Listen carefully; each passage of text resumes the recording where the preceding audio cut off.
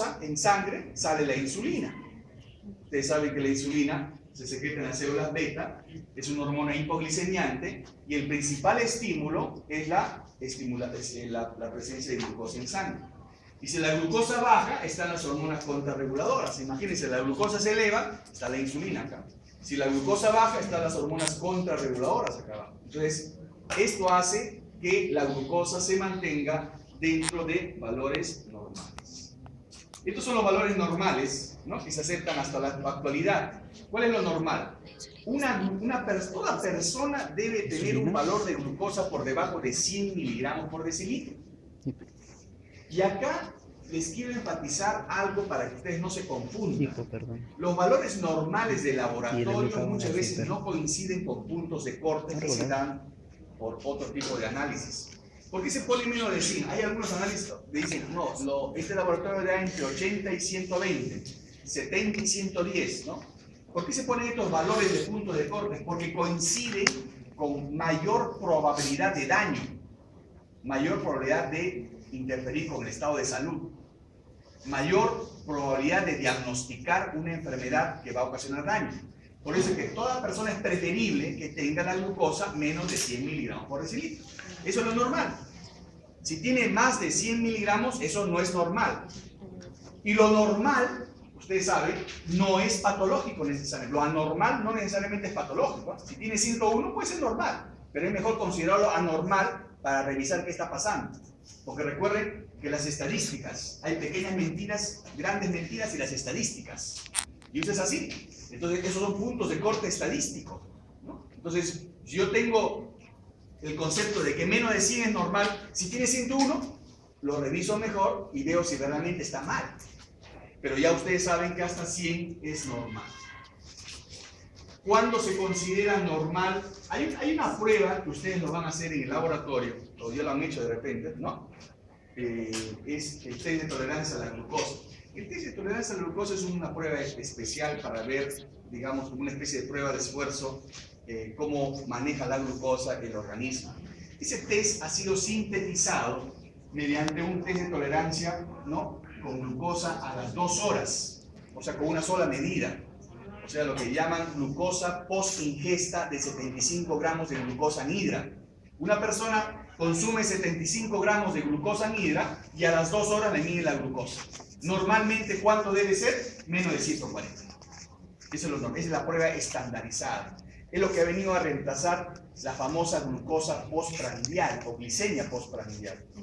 Antes se decía glicemia postprandial, que tome desayuno ya que se le el análisis. Pero ¿qué pasa?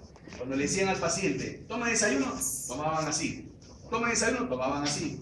Toma desayuno, tomaba así. O sea, nadie tenía una cantidad estandarizada. Ustedes saben que en investigación las variables tienen que ser medibles, tienen que estar estandarizadas. Por eso es que ahora se utiliza en todo centro, se utiliza glucosa post ingesta de 75 gramos de glucosa a las 2 horas. Y no debe ser más de 140, menos de 140. De tal manera que eso nos da probabilidad de hacer algunos diagnósticos basados en el análisis nada más. Miren, esta situación intermedia se llama intolerancia a carbohidratos. Intolerancia a carbohidratos. O se llama prediabetes también. Cuando la glicemia en ayuno está entre 100 y 125, eso puede ser prediabetes o intolerancia a carbohidratos. Si está en la glucosa post-ingesta de 75 gramos entre 140 y 199, también estamos frente a un caso de intolerancia a carbohidratos o prediabetes. Y finalmente, diabetes, ¿qué cosa es? Cuando la glicemia en ayunas en 2 oportunidades es más de 126. En 2 oportunidades. O la glucosa post-ingesta de 75 gramos de glucosa a las 2 horas es más de 200. O glucosa casual, por ejemplo, ahorita, yo no sé si han comido, han bailado, lo que han hecho. Yo le tomo una glucosa y si tienen más de 200 y les pregunto, ¿tienen síntomas de diabetes? Ese es diabetes. Entonces, estos son rangos que ustedes deben recordar, sobre todo comenzando por lo normal, fijándose cuál es el valor normal de glucosa en sangre. Bien. Hay dos mecanismos dinámicos que explican fácilmente por qué la glucosa está en constante movimiento y está disponible para los tejidos. Uno de ellos es el ciclo de Cori. Miren, este ciclo de Cori, cómo es que el músculo, uno de los tejidos que más consume glucosa, inclusive lo hace en medio anaeróbico, ¿no? Porque produce lactato que sale a la sangre, va al hígado y en el hígado revierte por gluconeogénesis a formar glucosa y esta glucosa sale. Esa interacción entre hígado y músculo en este caso es constante con otros tejidos. De tal manera que siempre hay esa movilización, ¿no?, de reserva, ¿no?, de formación de glucosa para mantener esa glucosa sanguínea normal. ¿Okay? Porque el mínimo no negociable es 1, que la glucosa sanguínea esté normal, porque esa es la única manera de asegurar que llegue a la célula más distante, que necesita glucosa. Y el otro mecanismo es el ciclo alanina-glucosa. Porque imagínense dos escenarios. Un escenario donde uno acaba de ingerir sus alimentos. Uno acaba de ingerir sus alimentos, está con la hiperglicemia postprandial, ¿no?, en las 2 horas, ¿no?, y la glucosa comienza a distribuirse. Pero cuando ya no hay hiperglicemia postprandial y comienzo a entrar al otro escenario, que es el escenario de ayuno, en mi ayuno ya comienzo a movilizar mi reserva. Entonces mi glucosa comienza ya no a venir del intestino, sino del hígado, donde está almacenado como glucógeno, o mi hígado que comienza a sintetizar glucosa a partir de elementos no glucídicos, o mi músculo que comienza a eliminar alanina, y esa alanina va al hígado, donde se convierte en glucosa y produce glucosa. O sea, cuando yo me alejo del estado postprandial y entro ya al ayuno, mi gluconeogénesis, mi glucogenólisis comienza a funcionar. Entonces, esos son dos escenarios que tienen que grabarse bien y que representan claramente ejemplos claros de cómo es este circuito dinámico de control de glucosa. Bien, esta gráfica, a ver, despierten, vamos. Yo sé que la hora no es tan, no les permite estar despierto, pero si una de las virtudes que tiene el café, aparte de dar niacina y aparte de dar antioxidantes, es tener cafeína, que es estimulante. Entonces, a ver si tomo una taza de café. Pues. O no coman mucho, porque también cuando uno come mucho, las hiperglicemias postprandiales son muy acentuadas y eso les produce la marea alcalina, ¿no?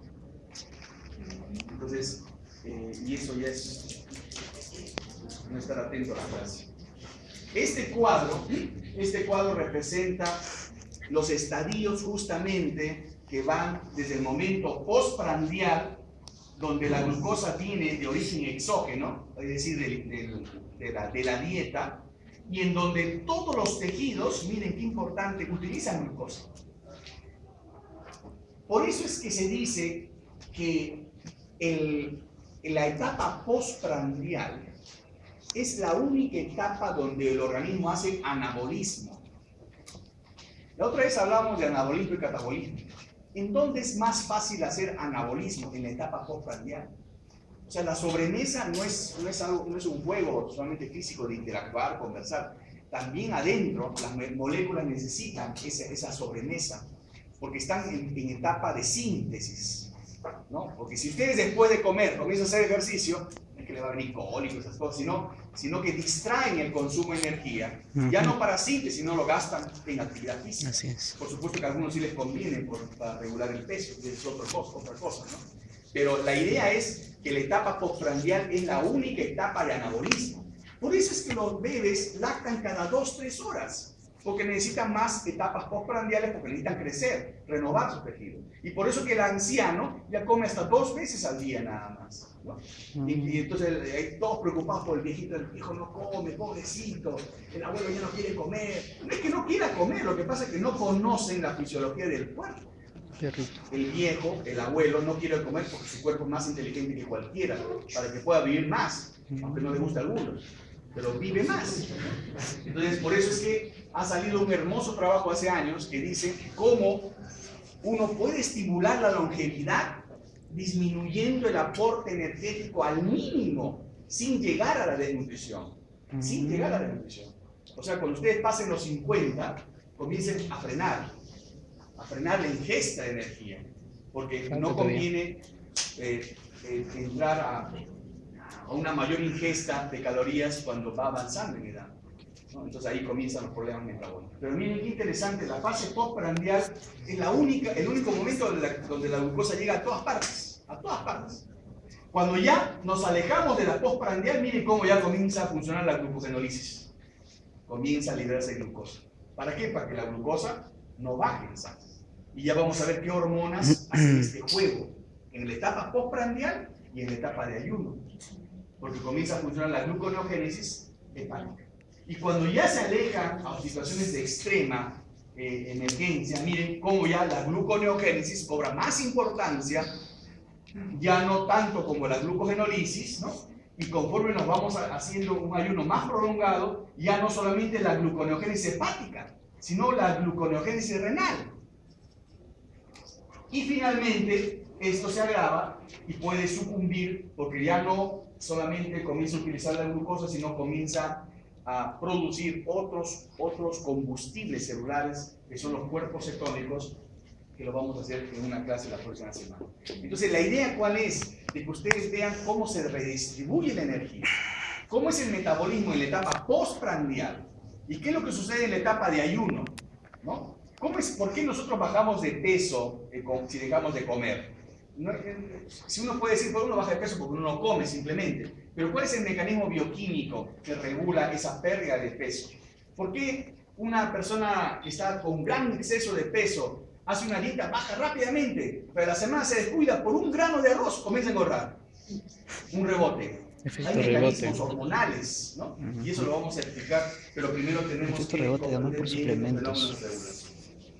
Entonces comencemos por lo más sencillo. Ustedes ya lo han revisado, todo el metabolismo, cómo se regula por la disposición de los sustratos, por la concentración de sustrato, por la actividad hormonal, pero también por la función enzimática, basado en estos tres mecanismos: represión, retroalimentación y alostería, que tanto hemos comentado la vez pasada.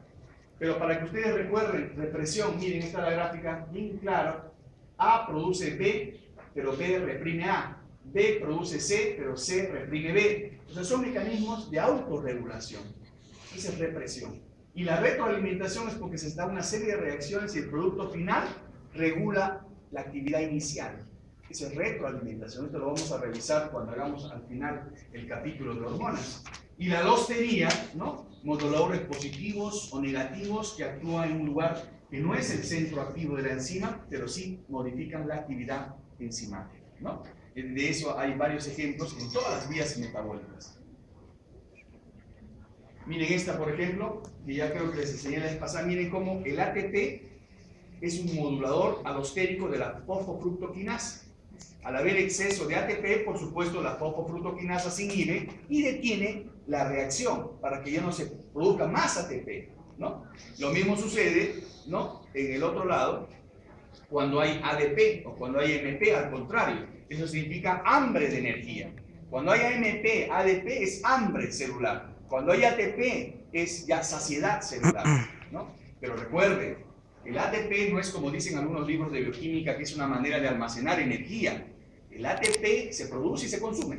O sea, no es que esté esperando, porque almacén es estar esperando, ¿no? Estar, digamos, escondido en un lugar, aislado. No, se produce ATP y se utiliza. Se produce ATP y se utiliza. Ese es el mecanismo. O sea, el ATP no es un mecanismo de reserva, es una moneda energética que facilita la utilización de energía. Entonces, estas vías metabólicas, como el caso de la vía glicolítica, tienen estos mecanismos de regulación. Miren acá está bien claro, ¿no?, cómo son esos mecanismos de regulación.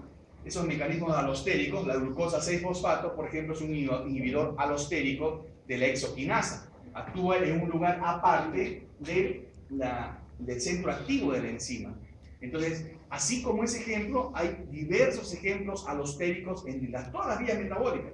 Eso quiere decir que las enzimas que tienen ese comportamiento alostérico son vitales, son importantes recordarlos, ¿no? Exoquinasa, glucoquinasa, fosfofructoquinasa, piruvatoquinasa en carbohidratos, por ejemplo. Hay otras enzimas, lo van a ir recordando, ¿no? Enzimas de la gluconeogénesis, por ejemplo, ¿no? La piruvato carboxiquinasa, ¿no? O la fructosa 1,6-difosfatasa. Son enzimas muy importantes que regulan el mecanismo de gluconeogénesis.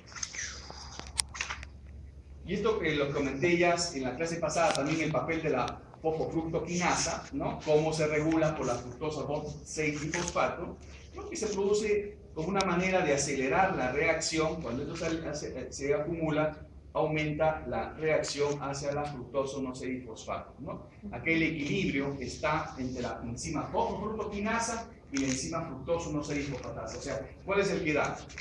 La vía que revierte o la vía que va en sentido normal de la glucólisis. Todo depende de la concentración de sustrato. Recuerden, aumenta claro. el sustrato, incrementa la actividad enzimática de uno u otro. O sea, también interviene en el predominio, en el sentido de la reacción, si va a la glucólisis o va a la gluconeogénesis. Eso lo vamos a ver cuando veamos cómo influyen las hormonas.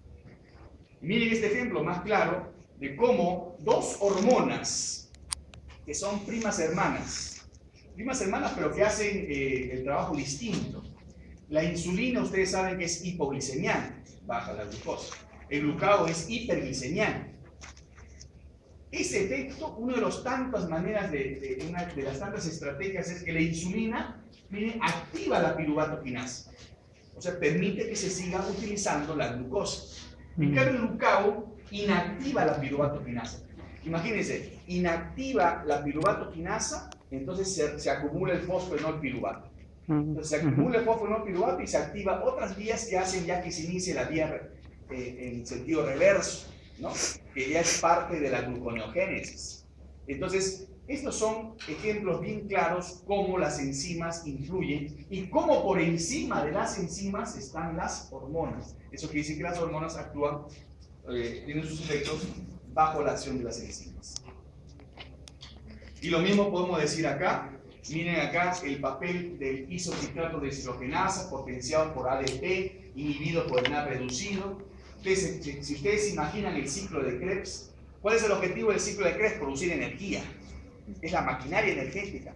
Pero ¿cómo produce energía el ciclo de Krebs? Produciendo coenzimas reducidas, FAT, NAD reducidos. Así produce. ¿Dónde van el FAT y el NAD? A la cadena respiratoria. Y ahí producen el ATP. O sea, el ciclo de Krebs directamente no produce ATP. Produce una reacción. Pero la mayor cantidad es por desprendiendo coenzimas reducidas que van al ciclo, a la cadena respiratoria, se reoxidan y vuelven a interrogar para la siguiente molécula.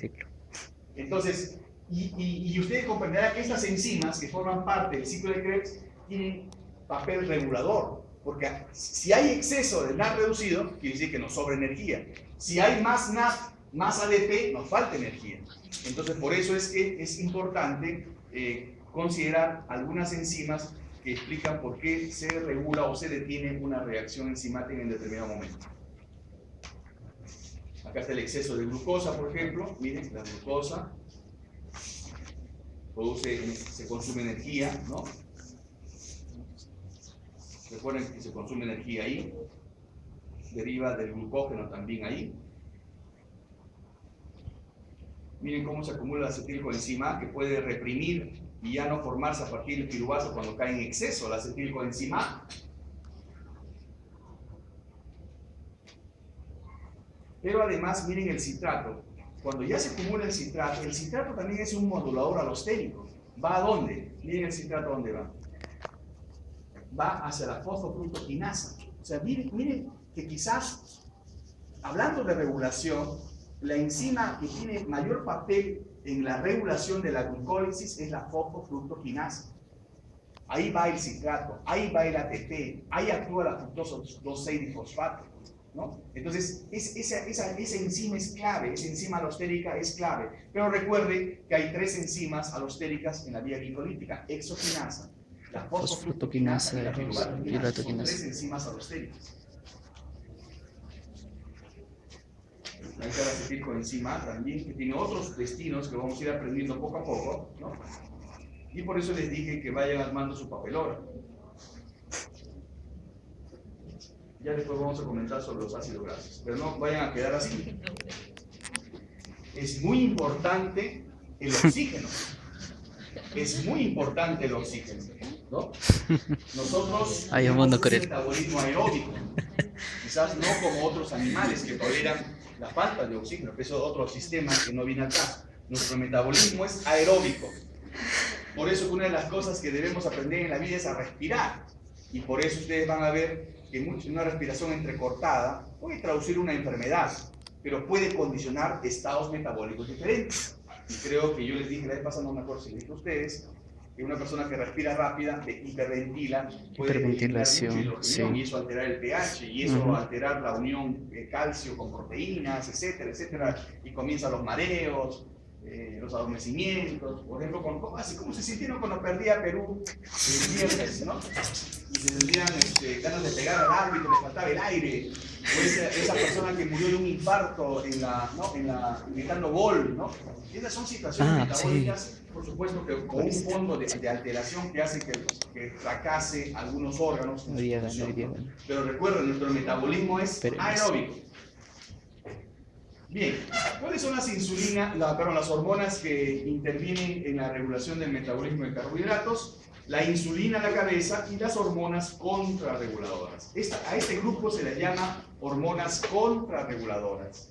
Glucagon, hormona de crecimiento, catecolaminas, hormonas tiroideas y cortisol. Acá vamos a tocar solamente la parte de su influencia en el carbohidrato. No vamos a tocar en esencia todo el capítulo de hormonas. Lo vamos a ver más adelante cómo intervienen en el metabolismo. Miren, cuando uno habla en una persona, ¿secreta insulina o no secreta insulina la persona? ¿No? Qué fácil es hablar de secretar insulina, pero mire, qué complicado es la secreción de insulina. La insulina requiere que haya glucosa, o sea, la célula beta dispara insulina. ¿En qué momento dispara insulina? Cuando viene la sobrecarga postprandial, ¿no? ¿Se acuerdan? Se eleva la glucosa en sangre y esa elevación de glucosa hace que la célula beta comience a disparar insulina. Ya vamos a ver que hay otros mecanismos que hacen que la célula beta se despierte ante esa marea, esa ola de glucosa que viene en el estado postprandial. La glucosa es detectada a través de un transportador tipo 2. La glucosa entra, se fosforila, entra al ciclo de Krebs, ¿no? En el ciclo de Krebs se produce energía, ¿no? Se produce energía y al producirse energía se abre el canal de potasio. Miren, se abre el canal de potasio. Al abrirse el canal de potasio se despolariza la membrana. Al despolarizarse la membrana, ¿no? Se apertura el canal de calcio. ¿Ok? Y al suceder la entrada de calcio, sucede la eliminación de insulina. Todo este mecanismo hace que la insulina se secrete, pero lo hacen pues en cuestión de segundos, de minutos, ¿no es cierto? Entonces, cuando ustedes, digamos, aprendan más adelante que la célula beta no produce insulina, imagínense, no produce insulina, pero ¿a qué nivel está el daño? ¿Está acá? ¿Está acá? ¿Está acá? ¿Está acá? ¿Está acá? ¿Está acá? ¿Está acá? ¿O está acá? O sea, hay diversas maneras por las cuales la célula beta puede no producir insulina. Por eso es que esa enfermedad famosa que es la diabetes es difícil de tratar en el futuro. Eso no va a ser tratado por ingeniería genética. Porque puede estar en un diabético, el mal está acá, en otro diabético el otro está acá, en otro diabético está acá. O sea, es un mundo la secreción de insulina. Por lo pronto, aprendamos que la secreción de insulina requiere todo este mecanismo de activación, comenzando con la entrada de glucosa a través del transportador tipo 2. Pero para que actúe, lo mismo sucede. O sea, cuando actúa sobre un órgano blanco, la insulina para que actúe tiene, en primer lugar, tener el receptor. Acá está. Si no hay receptor, no actúa la insulina. Pero una vez que se une al receptor, se une a un sustrato del receptor de insulina, que es un conjunto de proteínas que activan a su vez ciertos metabolitos que tienen que ver con las quinasas, los fosfinocípidos, y esto, entre otras cosas, miren, hace que el transportador de glucosa se vaya a la membrana. Y así es que la glucosa entra a la sangre, gracias a este transportador que se moviliza hacia la membrana plasmática. Entonces la glucosa entra a la célula y cumple lo que ustedes saben desde sus cursos básicos. ¿Cuál es la función de la insulina? Es permitir el ingreso de la glucosa al medio intracelular. Eso es lo que hace la insulina. Entonces acá estamos complementando la idea. ¿Cómo se secreta la insulina? Y y cómo actúa la insulina y cómo influye en los niveles de glucosa. Ustedes saben muy bien, si yo infundo insulina a una persona normal, le provoca hipoglicemia. Entonces, la insulina es una hormona hipoglicemiante. Al favorecer la entrada de glucosa, es una hormona anabólica, porque favorece que la glucosa se convierta en glucógeno además. Y vamos a ver que es la hormona anabólica por excelencia, porque sintetiza grasa, sintetiza proteína. O sea, la insulina es hormona anabólica. Bien, no se pierdan en el camino, por favor. Vamos a ver ahora cómo es que la insulina actúa. Miren, miren la función de la insulina. Estimula el ingreso de glucosa a las células e inhibe la liberación. Y estimula el depósito de glucosa como glucógeno. Dos cosas. ¿Cómo cumple la función? ¿Cómo estimula el ingreso de glucosa? Estimulando la glucoquinasa. Claro, para estimular la glucoquinasa incorpora más glucosa, especialmente en el hígado. ¿No es cierto? ¿Qué más incrementa? La glucógeno sintetasa. En el hígado incrementa la síntesis de glucógeno. De esa manera está aumentando el depósito de glucosa como glucógeno. Pero además, ¿qué hace? Inhibe a la glucosa 6-fosfatasa que hace que salga la glucosa a la sangre. Entonces, al inhibirla, hace que se quede y hace que se utilice dentro del glucógeno. Y inhibe la glucógeno fosforilasa, que es la que degrada el glucógeno. O sea, ¿qué está haciendo? Está favoreciendo la utilización y el depósito de glucosa bajo la forma de glucógeno. Miren otra función. Estimula el metabolismo de la glucosa, CO2 y agua, ciclo de Krebs. Inhibe la producción de glucosa a partir de glicerol, lactato y alanina, o sea, gluconeogénesis. ¿Por qué hace eso? Porque incrementa la actividad de las enzimas alostéricas de la glucólisis. Fosfofructoquinasa y fluoxetinasa, la insulina. Pero inhibe a las 3-BD de la gluconeogénesis. Las 3-BD. Hagan de cuenta que está ahí Maribel no sé cuánto, el otro, ¿verdad? La fructosa 1,6-trifosfatasa la inhibe. Inhibe a la piruvato carboxilasa. Inhibe a la fosfenol piruvato carboxilasa. O sea, a las 3 enzimas más importantes de la gluconeogénesis. Por eso es que si yo coloco insulina, inhibo la gluconeogénesis. Activo la glicólisis y inhibo la gluconeogénesis. Por eso es que estimula el metabolismo de la glucosa e inhibe la producción de glucosa a partir del glicerol. Bien, entonces la insulina transporta la glucosa al medio intracelular, estimula la glucoquinasa, por supuesto favorece la adición de fosfato, ya hemos visto la importancia del fósforo, y favorece la síntesis de glucógeno, hormona anabólica por excelencia. También hay otros efectos que son importantes considerar, como que estimula el ingreso del potasio a las células, inhibe la salida del calcio intracelular, induce el aumento intracelular de magnesio y fosfatos inorgánicos. Son ya algunos aspectos que van a tocar con el doctor Mesa en el capítulo de agua electrolitos. Bien, ahora, en el transporte de glucosa hay que tener en cuenta, ya hemos hablado de un transportador activo el otro día, ¿no? Con la digestión y absorción de carbohidratos, que era un transportador, pues, ligado, digamos, que estaba en el intestino, que puede estar en el riñón, pero es un sistema de cotransporte, sodio, glucosa, sodio, galactosa. Pero también hay que tener en cuenta que hay otros tipos de transportadores que hacen que cada célula incorpore glucosa. Ya la vez pasada en el enterocito vimos el GLUT2, el GLUT5, que son transportadores de glucosa.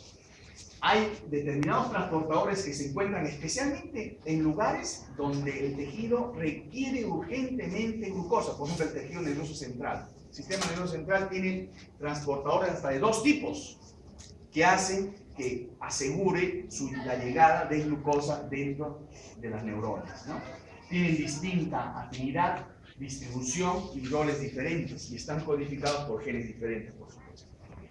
Ahí está el GLUT1, ¿no? Cerebro, eritrocitos, células endoteliales, GLUT2, riñón, intestino, hígado, células beta, GLUT3, neuronas, otra vez, sistema nervioso central, GLUT4, que es el más conocido, porque está en el adiposo y en el músculo estriado y en el miocardio. ¿Y por qué es el más conocido? Porque es el que es dependiente de insulina. Entonces Entonces, este transportador se activa frente a la insulina. Y el GLUT5 que se encuentra en intestino, riñón, cerebro, adipocitos, músculo estriado. Entonces, esto permite la captación de glucosa por los diferentes tejidos.